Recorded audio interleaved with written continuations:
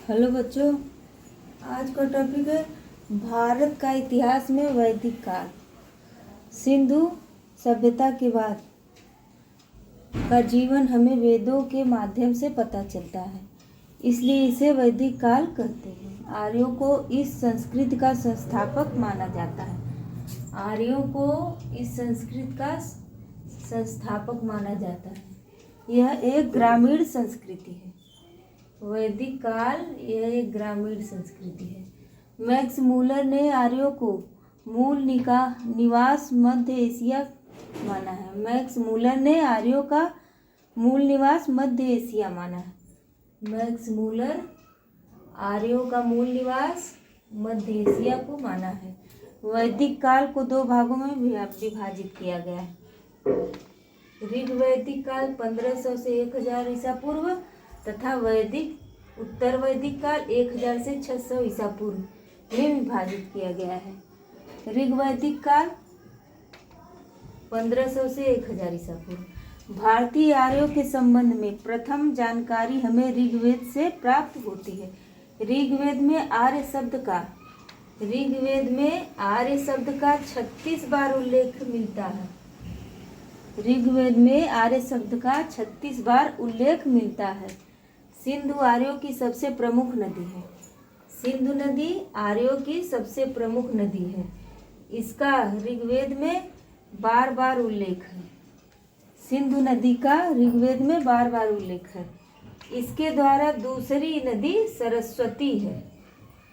इसके द्वारा दूसरी नदी सरस्वती नदी है, जिसे नदीमता और यमुना के उल्लेख 3 बार मिलते हैं, जिसे नदीमता अर्थात सर्वश्रेष्ठ नदी कहा जाता है। ऋग्वेद में गंगा का उल्लेख 1 बार, ऋग्वेद में गंगा का उल्लेख 1 बार और यमुना का उल्लेख 3 बार हुआ है। गंगा का उल्लेख 1 बार और यमुना का उल्लेख 3 बार हुआ है। आर्यों की प्रशासनिक इकाई आरोही क्रम में इस प्रकार थी: कुल, ग्राम, विश्व, जन। कुल के प्रमुख कुलप, ग्राम के मुखिया ग्रामणी, विश्व के प्रधान विश्वपति और जन के कबीला के प्रमुख राजन कहलाते थे।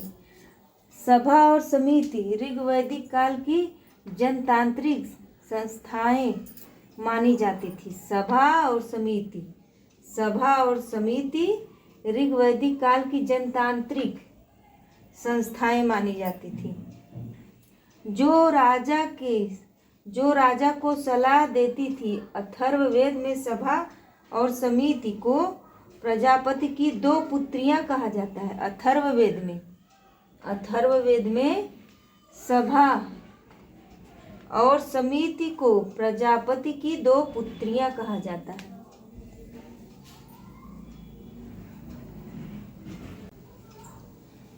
दैनिक प्रशासन में कुल अधिकारी राजा की मदद करते थे।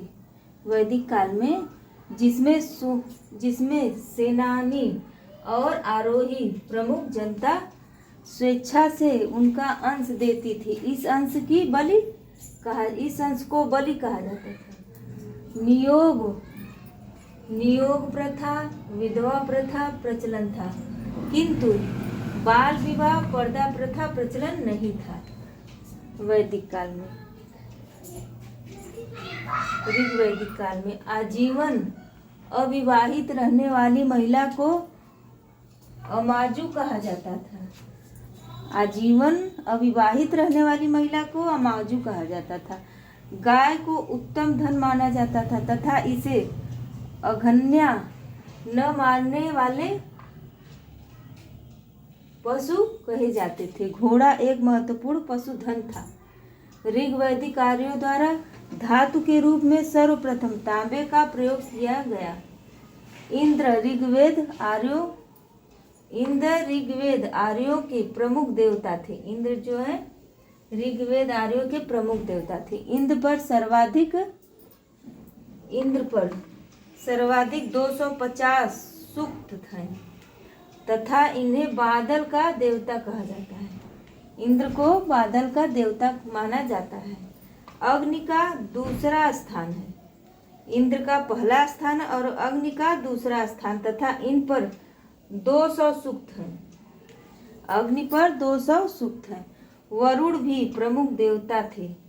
ऋग्वैदिक काल में वरुण भी प्रमुख देवता थे किन जो ऋतु के नियमानुसार थे।